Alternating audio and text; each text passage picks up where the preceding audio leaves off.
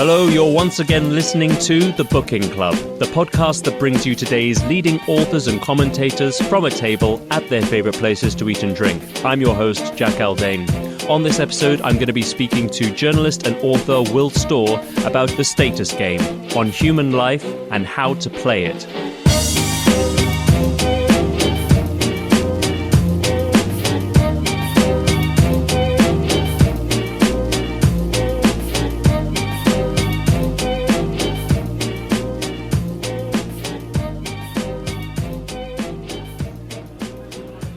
All right, it's been a while, but we are back, and I'm sat here with the author and journalist Will Storr, who's written books that include Selfie, How We Became So Self-Obsessed and What It's Doing to Us, The Science of Storytelling, and most recently, The Status Game, on social position and how we use it, or as it says on the cover in front of me, on human life and how to play it. Well, it's really good to meet you finally. How are you? Yeah, great to meet you, Jack. Thanks for having me. Listeners of the Booking Club will know that I usually ask authors to choose their favourite restaurant. Yeah. But we've been jammy enough to be asked to come to this Spanish grill house, Parolin in Borough Yards. Will, tell me, what do you look for in a restaurant and a restaurant experience in general? What sort of thing are you into? I am a bit of a restaurant nerd, actually. It's what I like to do to spoil myself, is to, when I'm sort of going around, treat myself to. So I'm one of these weirdos you see in Michelin-star restaurants on his own, reading a book in the corner. Oh, that's lovely. Yeah. Oh, I really should have asked you then, shouldn't I? No, because it would have been way place. off the price. So my favourite restaurant is L'Enclume, which is just, it has that combination of absolute originality but complete deliciousness as well. So it's like this magic combination. It's like what the fat duck thinks it is, as far as I'm concerned. Yeah, so I absolutely love L'Enclume. It's my favourite restaurant in the world. It's just, I think Simon Rogan is extraordinary. Oh, so tell us more about it then. Whereabouts is it based, and what sort of thing does it do? It's in a little village in Cartmel, and my wife and I have been lucky enough to go 4 or 5 times, and I think when we started it had 1 star, then it went 2, and now it's got 3. So that is officially one of the best restaurants in the world. And it's one of these ones where they've kind of almost like taken over the village. So he's bought the pub as well, and so people go on these pilgrimages to L'Enclume. But we do, as I say, we're one of these annoying child-free couples. So we have, so it's what we do, and we've been lucky enough to go to a lot of nice restaurants around the world, and we've been to quite a few 3 stars. And I just think this one just, for me, it blows the others out of the water, because I feel like there's been an absolute, I think the Michelin kind of status game of restaurants. Yes. One of the things that are about the status game is that we have different ways of measuring status. And I feel like my controversial opinion, perhaps, is that modern chefs are just competing with each other. They've forgotten about the diner, so they're competing with each other to impress each other and to impress restaurant critics and the Michelin people. So what they're obsessed with is things like locality, technique, sourcing the best ingredients possible. And what they often forget about is deliciousness, is taste. Because you go to so many restaurants, we've been to several restaurants that are 3-star, 2-star, cost hundreds of pounds to eat a dinner, and they're forgettable, they're bland. Probably the best meal I've had apart from L'Enclume, there's a French chef called Bernard Loiseau, who famously committed suicide when he felt he was going to lose his 3rd star. I think this was back in the 90s, and the restaurant is now run by his daughter, and they've got another chef in there. They've still got 2 stars, but what they do is they still serve the Bernard Loiseau menu from the 90s. And so it's a kind of, I think it's 3-star menu as they served it in the 90s. And I couldn't believe how incredibly delicious it was. Like, really strong flavours, sauces, fats, it was unbelievable. And it was a world away from the 3-star kind of cookery that you get often these days, which is that tweezeriness. I feel quite bland flavours, lots of vinegariness, lots of bitter notes. It almost feels like it's challenging you in that kind of modernist way, daring you to dislike it. Right, and I think that's what I like about L'Enclume, is that he does all that stuff. Like, he's got all the incredible technique and the originality, but everything he serves is incredibly delicious. I didn't think that the gastronomical preamble to this would necessarily get so deep into the theme of the book itself. No, but it's great. I mean, the story of L'Oiseau is sort of a cautionary tale, really, isn't it? About the psychological stakes of status. But that's really interesting. So, Long Plume, I'll keep that in mind. I have to put that on my bucket list. But it's interesting what you say about how there's an entire echelon of restaurants in the world that aren't even bothered about reviews that ordinary people leave on the internet. They really are just seeking to outdo each other, and they've completely lost the perspective necessary to know what it means to actually feed and satisfy your customers. Yeah, so this is going to sound like I'm saying this for effect, for controversy, but I swear I'm not. For my birthday last year, I'm very lucky my wife took me to Noma, which is the best restaurant in the world, apparently, in Copenhagen. And I'm not joking, it's one of the worst meals I've ever eaten in my life. It was, I think I'm right in saying it costs about £600 or £700 each for the lunch. Because we could only get a lunch sitting, they had this rule in the lunch sitting that you also had to buy the drinks flight. And because I don't drink, it had to be the juice. So the juice alone was £350 extra. And it was winter, it's February in Copenhagen, it's freezing cold. We were sat down and just fed this sequence of cold and tepid courses, all of which just tasted of vinegar. Like it was vinegary finger food followed by vinegary finger food. And it just got farcical. There was one point where I stood up to go to the toilet, and I was told, you've got to sit down, you can't go to the toilet because they're about to serve your next course and it has to be served at exactly the right temperature. So I thought in my head, at least I'm going to get something warm now. And it wasn't. It was another cold dish. And again, it felt like they served this kind of brain custard in their courses. A brain custard, right? So, okay, fine. Sounds sumptuous. I've eaten brain before. It's fine. It's a weird texture, but it's fine. But this brain custard was grainy, so it was horrible. It was like cold and it was grainy. So I kind of soldiered through it for politeness. But my wife just left, just had two spoonfuls of it and left it. And they said to her, like, do you not like offal? As if it was like, oh. It was a status thing. And she said, no, it's not that I don't like offal. It's just the texture's grainy. And it was almost like being in a cold. They were so offended by her just, rejecting this genius cookery. Like, it was an extraordinary experience. I felt like I was in, it almost felt like you're in like a Beatles About or Candid Camera that was going to come out and like say, you thought this was the real thing. It sounds like trolling, brain custard. For goodness sake. Another cautionary tale, there we go. The Status Game, your latest book, has been out for some time, actually, since 2021. But in fact, 2024, it feels to me, is arguably the best year so far this decade in which to talk about it. And one reason for that is this is going to be a huge election year at a global level. Almost half the world's population will be given the chance to vote. And so in terms of status, there's lots to play for individuals, individual politicians, that is, rival parties and voters seeking to be heard. But we'll get on to that later. Let's just start with what compelled you to write this book. You argue that status is often defined by things that are specific to where we find ourselves today in modern Western culture and late capitalism. It's actually more fundamental to the structure of psychology, isn't it? But how did you come to realize this from the perspective of somebody who'd just written a book about Western civilization in relation to the self, individualism, and somebody who was already very interested and knowledgeable about the science and structure of storytelling and its relationship to human psychology?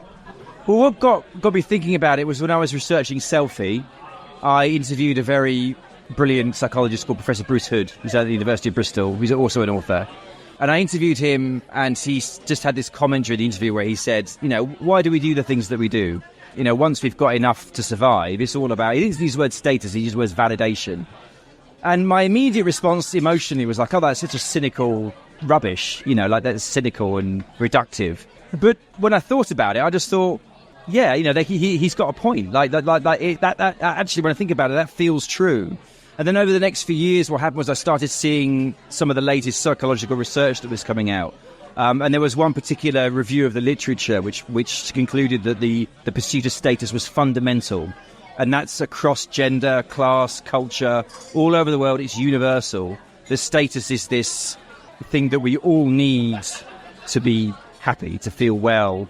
So it's almost like I see it as So it's like a psychological nutrient. Like, along with we need to feel connected to other people, but we also need to feel valued by other people, and that's the status part of it. So when I saw this psychological research coming out, I just thought, well, if this is such a hugely fundamental human need, why aren't there any books about it? I mean, there was status anxiety a while ago, the Alain de Botton book, but apart from that... Yeah. And that was a weird book. And I'm sure plenty of books that explain the human race's relationship to chimpanzees and hierarchies and things like that. I mean, Jonathan Haidt, he's written about the happiness hypothesis, hasn't he, and things like that. Franz de Waal has written about. But a lot of those people, like Jordan Peterson, talk about status. That chimpanzee status is very much about dominance. But humans, and it defines our humanity, really, I think. Humans have come up with these other ways of pursuing status, virtue and success, competence. So, I mean, there are theories that other animals have these other kind of forms of prestige, like a wise old elephant matriarch will lead other elephants to water because the other animals will trust that matriarch knows where the water is. So very fundamental, primitive forms of prestige-based status are found in some of the higher animals, but obviously no animal has taken it anywhere near as far as the human animal. So people like Jonathan Haidt and Jordan Peterson and Franz de Waal have written a lot about dominance hierarchies, but I think that's just a small part of who we are as humans. Yeah, there are actually 3 status games on there. It's status game plural. There's dominance, which, as you say, is like the animalistic. It's like two hens will peck each other until there's a pecking order established. That's dominance. That's physical threat and physical violence. And then the other 2 are forms of prestige. So it's 2 forms of prestige. One of them is competence, which I think is success games. So we earn status by becoming really good at something and getting people's respect that way, and the other way is with virtue. So if you could think about the Pope or an imam or Michelle Obama even being a virtue superstar. You write in this book, quote, "Whenever we are in the presence of humans, consciously or unconsciously, we are being judged, measured, and their judgments matter." You've written a lot, as I mentioned earlier, about neoliberalism, this new economic and political structure that was ushered in during the Reagan-Thatcher years in the 1980s, which is still very much with us today, although I think we've reached a point of saturation. And in that respect, if we're hardwired, as you say, to seek status within social hierarchies, why do we still buy into this idea that we shouldn't care what others think? This is a big tenet, isn't it, of individualism? Yeah, I think it's a question of tuning. Like, as individualists, we are much more focused on our individual existence. We've got this ancient Greek idea of the individual conquering hero out there, Atlas, solely responsible for our own fate, which of course is ridiculous. We're highly connected, highly cooperative social apes who rely on each other deeply for sheer survival. But, we're storytelling animals too, and we tell a story about the world, and we internalise it. We believe that story. And as you say, there's this, there are certain kind of myths that kind of come out of Western individualism, especially in the neoliberal phase, the kind of hyper-individualistic phase. And one of those is you could do anything you want if you put your mind to it. There's no limiting your dreams. If you dream big enough, you will get it, which is, of course, complete nonsense. Since we've touched on politics, yes, I wonder whether, since writing the book particularly, you are able to size up statesmen and women and be able to detect through the way that they carry themselves and talk what sort of status games they're playing. If we just take political figures of the moment, say, okay. Can you describe what sort of status games Rishi Sunak is playing versus Keir Starmer? Politics is interesting because it's one of those game universes where it's pretty balanced between virtue and competence. You could argue, and I think it's probably true to say, that the left is a bit more focused on virtue and the right is a bit more focused on competence, success. And that's one of the things that defines their difference, is that the left see themselves as we want to look after the disadvantage. We want to make sure that that things are divided fairly and that everyone has an equal chance, or that's how they would see it. And then the right are have a different story of the world. Is that how we make a better world is we empower success and we reward the successful. And I think there's huge value to both of those views. I think they're both correct. You don't look at politicians now when they appear in public and give their speeches and sound bites and think, I know what you're doing. No, well, I mean, I suppose some of them you become more suspicious of because you think Okay, so what kind of why are you playing? Like everybody who gets to the top limits of politics is extremely interested in status. I mean, we're all extremely interested in status, but it's like anything. Some people are really fucking interested in status. Like Taylor Swift is really interested in status, and so is Boris Johnson. And you get the sense where, okay, some people want to achieve that status because they want to change the world for the better, and you know, and they want it to be me that's changed the world for the better. Of course they do, but they want to change the world for the better. But there are other politicians who you see where you think this person just wants to be famous. This person, Boris Johnson's the obvious example where the lack of coherent ideology and the obsessive interest in himself and his TV appearances, you can see that's an individual who is just not. He feels like he's just not in it for the right reasons. He's in it because he wants to be world king, you know, in his own world. Whereas, you know, I'm not a Tory, but somebody like Rishi Sunak, it feels to me like, you know, he's boring. He's a technician, a bit like Gordon Brown. He's boring. He's a technician. He's a nerd. And these are the people that I want in charge of the country. I would like a Gordon Brown or a Rishi Sunak to be in charge of the country. You know, separating out from the ideological differences I might have between those politicians, because I feel like they are both intelligent individuals who are focused on winning status by solving problems. Like I feel like Rishi Sunak isn't in it because he's a narcissist. I feel like Gordon Brown wasn't in it because he was a narcissist. I don't think Tony Blair was in it because he was a narcissist, although he was probably a bit higher on that scale than Gordon Brown. I would say so. You're disagreeing, but I feel like there was a genuine intent in those individuals to solve really difficult problems, and you can of course disagree about whether they were doing those things or not. So is that kind of celebrity politician that you're much more suspicious of? Because you feel like they're playing the status game for the wrong reasons. It's about them. You know, Trump is really about Trump. You know, yes, he cares a bit about America, probably, but what he really cares about is Donald Trump and winning and destroying his enemies. Yes, yeah. Another thing that you read about in relation to the age of neoliberalism is its breeding of various types of narcissism. Yeah. But for somebody like a Boris Johnson or Donald Trump, who, without having to study them for very long, we can say have quite distinct narcissistic personality traits. Yeah. What is the status game of the narcissist? So the key thing about the narcissist is that they don't feel they have to earn status. They think it's owed to them already. So they walk into any room, and when you first meet them, they might be very charismatic, very confident, because they think that they just have a very powerful perception that they are already the highest status person in the room. They don't have to earn it.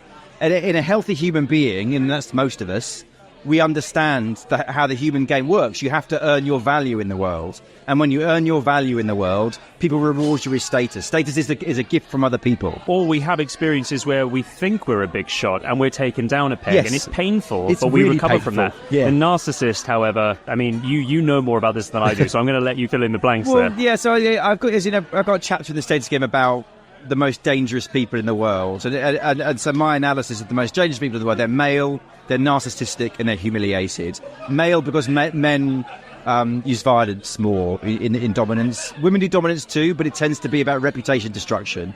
So women are very good at getting together in groups and destroying someone's reputation. And do not underestimate, obviously, how painful that is. So female typical violence is also savage. But male typical violence is to be one-on-one and physically violent rather than reputationally, socially violent, you might think of it.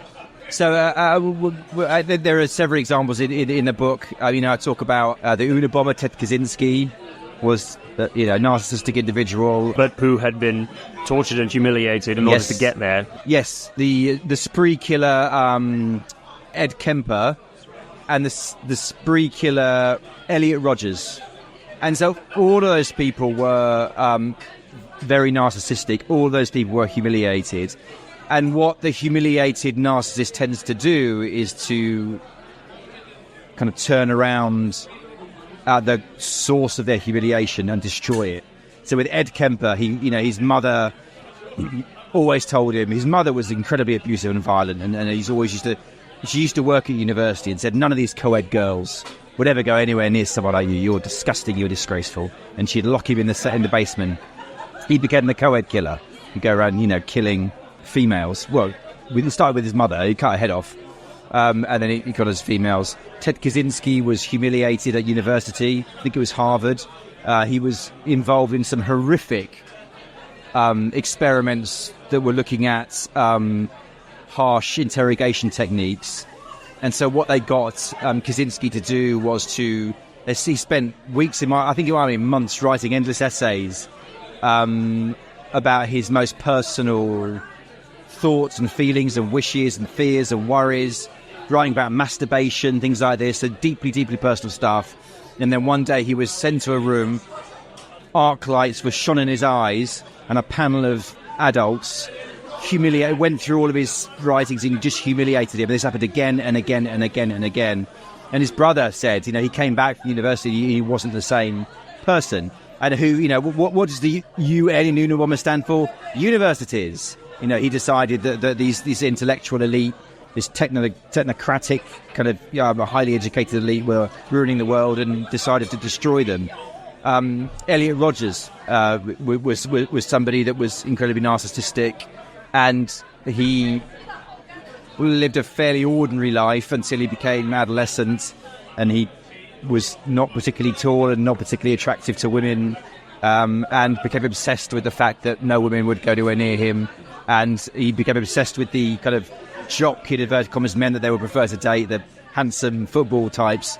So he decided to kill a bunch of them, and then so you see this pattern again and again and again and again on the level of the individual. But interestingly, you also see on the level of the nation. This is also the story of Germany, pre-war Germany. Germany was a incredibly successful, high status, most successful country in continental Europe, utterly humiliated in First World War and after the First World War with the Treaty of Versailles. And along comes Hitler, promises to restore their status, promises to create this glorious 1,000-year Reich, and actually starts doing it. Actually starts rolling back Versailles, actually rolls into what was then Poland, takes the Sudetenland, and what happens?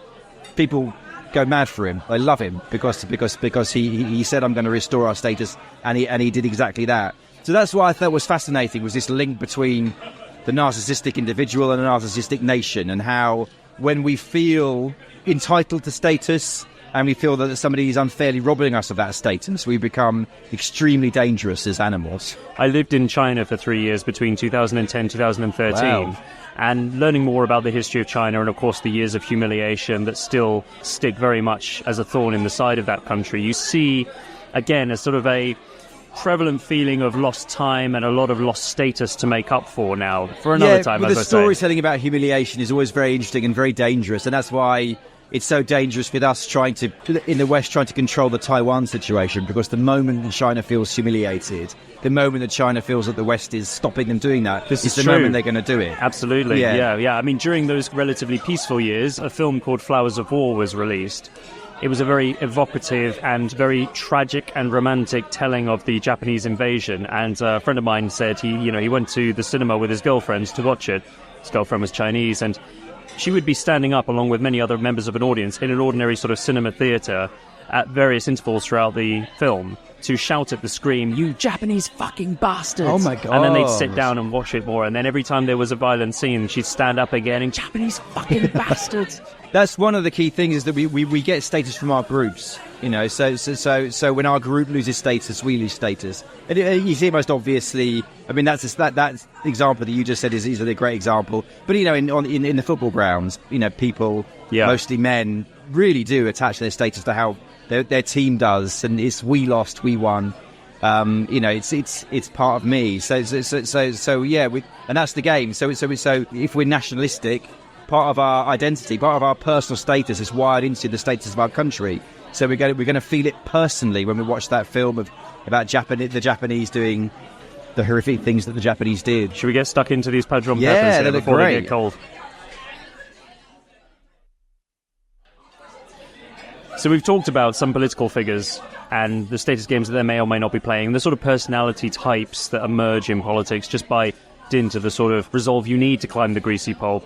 And then there's the world of celebrity, where we see many rises and many falls in various ways.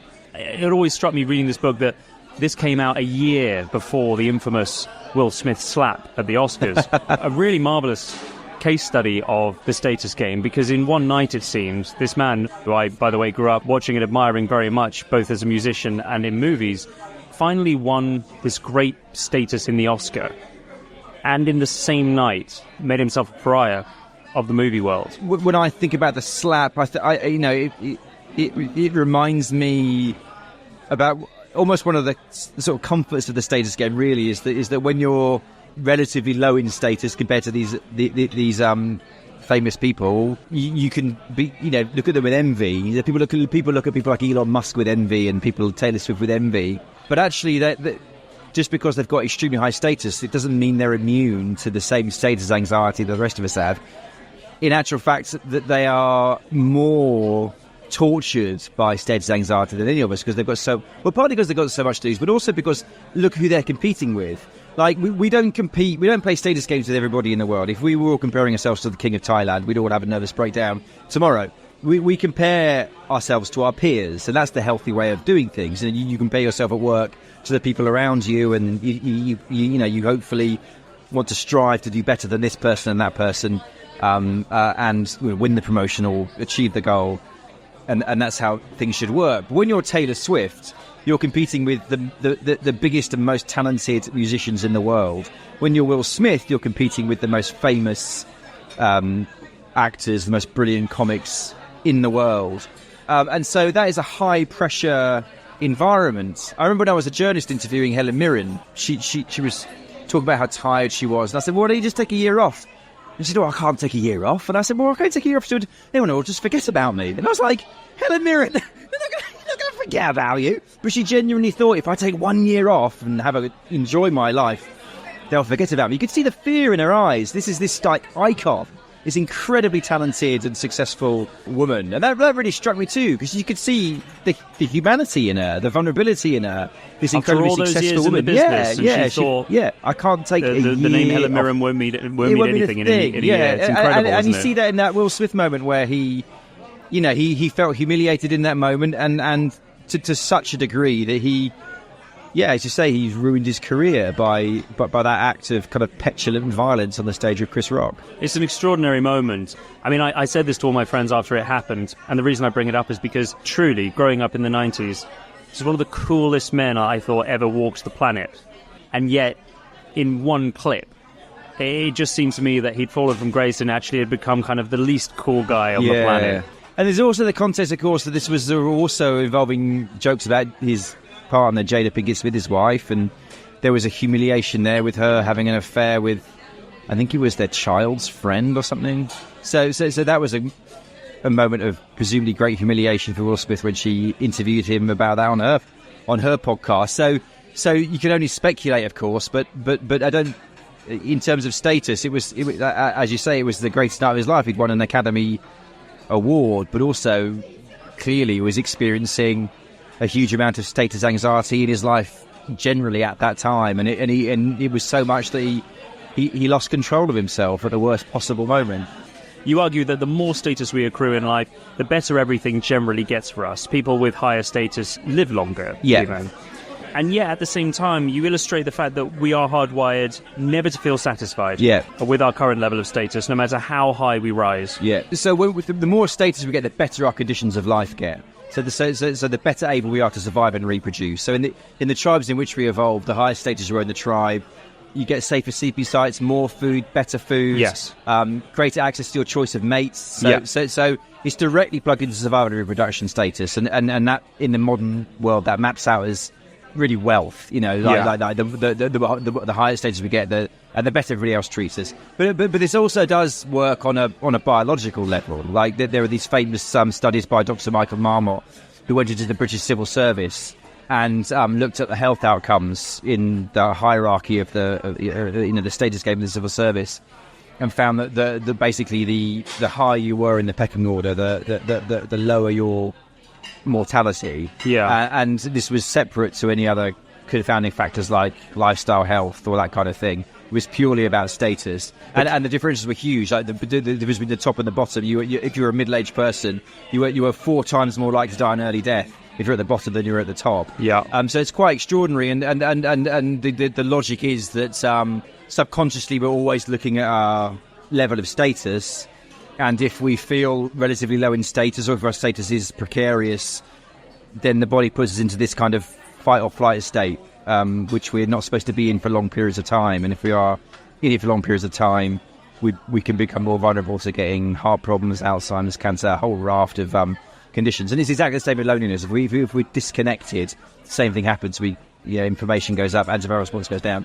So even on a biological level, it's bad for us physically to feel like we are struggling for status in life.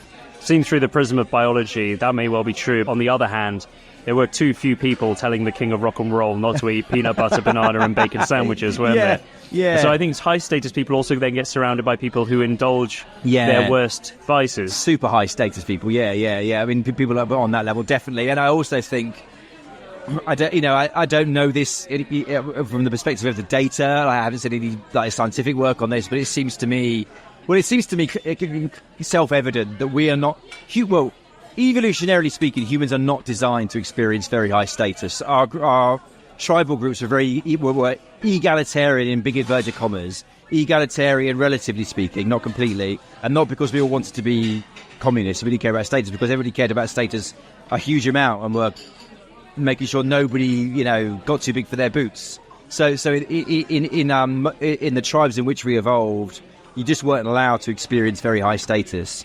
That didn't happen until we settled down and started getting private property and money and wealth and all that stuff. So, and it seems to me that actually getting very high status is not good for people's psychology, like very high status, like Elon Musk level status. And I think especially getting very high status at a very young age, I think is extremely bad for people. Well, they say, don't they, that you stay at the age at which you became famous. Yes, yeah. Famous young is not good.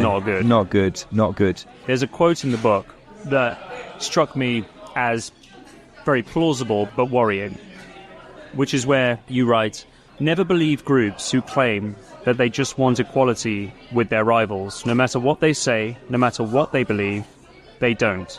They weave a marvellous dream of fairness for all, but the dream is a lie." Again, thinking about elections and what's at stake when voters go to the polls, this is where I suspect most resistance to social justice movements comes from, the sense that the demand for equality masks a desire for dominance. However, if we do accept that lesson, I can see some very obviously ugly consequences to that. Well, I mean, it's true. When it's a well-known finding in social psychology that people will prefer to have less for themselves if it means that they win a competition with their rival. So it's not about what I've got; it's about I want more than you. So we're xenophobic by nature as humans, but we're also we want our group to win. We want our group to have higher status. And you can see this throughout the history of the world. I mean, most obviously with the communists who, the dream of communism was this, in quotes, kingdom of equality, where all the status differentials would be taken away. Everybody would be completely equal, and there would be no, we'd all be like working for the common good. It's a lovely idea. It's a beautiful idea, but it's completely contrary to human nature, as is evidenced by what actually happened under communism, which is the most hierarchical, insanely hierarchical society. All they did was they flipped the hierarchy. Before the communist revolution, it was the Tsar, then the bourgeoisie, then the workers, and the peasants, and then it just flipped. So the peasants were at the top, and then the workers, and the bourgeoisie and the descendants of the former bourgeoisie, the most miserable lives. They were killed, they were tortured, they were openly discriminated against, they were bullied at school, they were held back in their careers. So that's and I think that's true of utopians generally. They say they want a utopia, but what they actually want is a new hierarchy with themselves at the top. And I also think it's true of social justice movements. We tell this story about equality, but you don't actually very often see people genuinely striving for equality. Like the most recent sort of leftish movement, progressive activism, the social justice movement. It seems to me that they are just wholly focused on doing that same thing again, of putting their own people and the people they value at the top of the hierarchy, and having the people that they perceive to be at the top of the hierarchy before, straight white men in the main, at the bottom of the hierarchy. That's what they're doing. It's not about fairness for all. It's about you fuckers, you can get to the back of the queue, and you people over there, you get to the front of the queue. It's just that again. So this book is, after all, on human life and how to play it. And we haven't really discussed this sort of actionable points, I suppose, of the status game, how to play it well, how to thrive, how to keep it in perspective as well. In terms of rules to abide by, what are some of the most important things that you'd want listeners to bear in mind? There's a few things. I mean, I think it's important to remember those different forms of status. So in the book I write about the dominance form of status in the context of people like Elliot Rogers, the spree killer, and Hitler. And the danger of that is you think, well, that monsters do dominance. But we all do dominance all the time. And dominance is simply about somehow forcing people to attend to us in status. And so that can be through social threats or physical threats, but it could also be through just sort of tutting, sighing, and we're in the security queue at the airport and we lose our temper because of these taking too long. And so it's just being aware of those small moments of dominance that we can all just automatically slip into multiple times throughout the day, and try and transform those into small moments of prestige. Okay, so what does that mean? So in practice, I mean. I think one of the big takeaways is this: that status is this incredibly valuable resource that everybody values immensely. People die, for their status. But the incredible thing about this resource is it's free. Like, we get our status from other people. We look to other people to find out how much status we have. So we all have unlimited amounts of this status to give other people, and we tend to be quite a bit sort of miserly about how we give that out. I think we really underestimate the extent to which people will take genuine pleasure in hearing good things about themselves, in having a compliment, in being respected, in being valued. So it's just to be a bit more generous with the prestige that we give out, with the status that we give out to other people. I've learned to do this through my wife, right, who is brilliant at interacting with people on the phone, whether it's a phone provider, waiters, wherever she goes, and making people feel good. Yeah. And people do huge favours for her in return. It's incredible. Yeah. She's a master at it, and it's not that she doesn't do it in a cynical way. She doesn't try to manipulate it. She just understands that if you make people feel seen and heard and good about themselves and what they're doing, and make them feel in some sense valued, then they will value you. Yeah, have you started to practice this more in your own life? Well, so in my spare time, I'm a Samaritan. So I spend a lot of time on the phone talking to people in despair. And so what I always try and do in calls where it's appropriate is to build the status back up. And one of the things you said about your wife was that I forget what exact words you used, but the sense that it's always authentic. Like, it isn't it like you can slip into that Hollywood LA like, oh my God, you're still amazing, and it's just inauthentic and bullshit. So when I'm on a call with somebody, I'm always thinking, what honest thing can I tell this person that is going to make them feel more valued? And they're kind, they're intelligent, they're funny, they care deeply about other people. There's always something you can say. And so very often now I will end a call with a deliberate moment where I say to them, look, I've been talking to you for an hour now, and I've got to say that I really enjoy talking to you. You're such a smart person. What you said about this was so insightful. And honestly, it is literally 100% of the time you get a very powerful response. And very often that response is, oh my God, no one's ever said that to me before. And there's this silence on the other end of the phone, and you can really feel it. And of course, it's even more impactful because these are people who are phoning you in despair. So it's even more powerful. So that's where I've really used it, and I've really felt its power. And you really feel like some of the stuff that I've written in the Status Game, you really feel its truth in those calls, because in the book I also write about how we need connection too. And when I'm speaking to suicidal people, people who are suicidal, in my experience as a Samaritan, it's either because they've had a recent bereavement, they're in chronic pain, those are two, which you get occasionally. But the most common are a chronic lack of connection or status, usually both. So people who I speak to who are suicidal mostly are saying, I don't feel loved, and I don't feel valued. I'm useless, I'm pathetic, I'm a failure. And status is massive amongst this cohort of people. I don't care about your gender, your age. Time and time and time again, they don't feel valued, and they feel stuck in that. They feel like, I've got no chance of turning my life around such that I will feel valued. So these moments on the phone where I find something, hopefully 2 or 3 things I can say to them sincerely that has impressed me about them, they're really powerful moments, and you can really feel it on the phone. So that's where I do that most, is when I'm doing my Samaritan shifts every week. It's really important and fascinating work, and I'm sure quite tough as well on any listener for the Samaritans.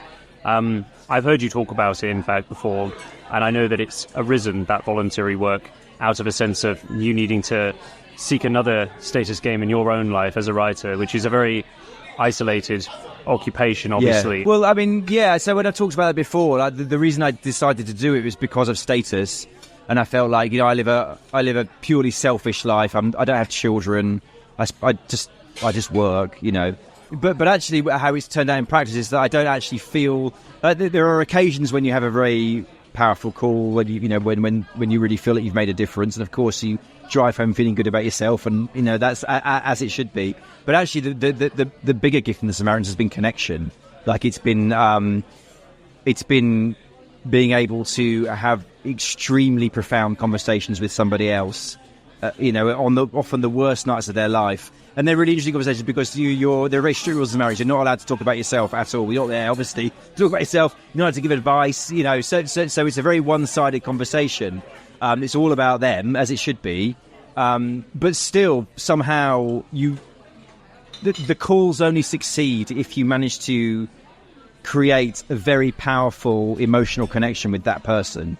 And so that's been the main gift of Samaritans for me, actually. It isn't really about, I thought it was going to be about status, but it isn't actually. It's about, I used to feel very lonely a lot. I don't feel lonely at all anymore, and that's because of the Samaritans. It's incredible. I work around King's Cross, and I walk past, for a period during the end of last year, an exhibition at the British Library of Paul McCartney's A Life in Lyrics. And every time I'd walk past this billboard on the side of the British Library building, I'd always think to myself, God, that man's lived a charmed life. Yeah. Who doesn't wish that they were Paul McCartney? Who doesn't wish that they got everything out of the 20th century that was going, right? And yet, the book uses his story to really underscore the point that we are in this game, we cannot get out of it. It is part of who we are, it's what we do. But also part of what we do is writhe with the sense that it's never enough. Again, we started with a cautionary tale about various things, but let's end on a cautionary tale about one of the biggest stars, most highest status figure in Western culture of the last 100 years, who couldn't get enough status after all. Well, yeah, so Paul McCartney, I thought was fascinating because, as you say, you can really hardly imagine anyone who's had more status in his life than Paul McCartney. I mean, maybe the Queen, I don't know. It's pretty extraordinary. He became preoccupied with the fact that on the sticky labels on his records and on his CDs, all his songs said they were written by Lennon and McCartney. Lennon's name came first. And so this would distract him, this would irritate him, to such an extent that when he would do live albums and Wings albums and he would do Beatles covers, he started flipping the names. So it was McCartney, Lennon, McCartney, Lennon, McCartney, Lennon.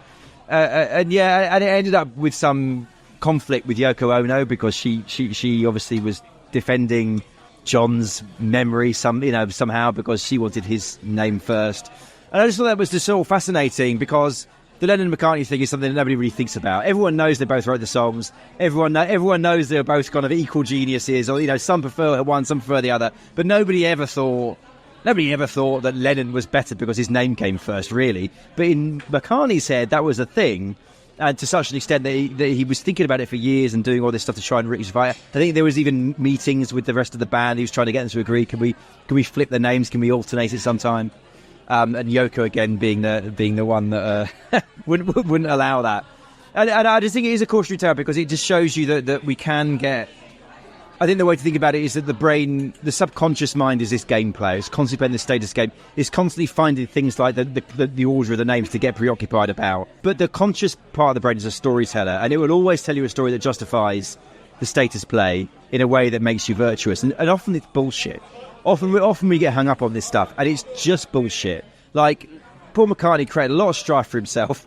There was it got legal at one point. Like there was just no need for it. It was just bullshit.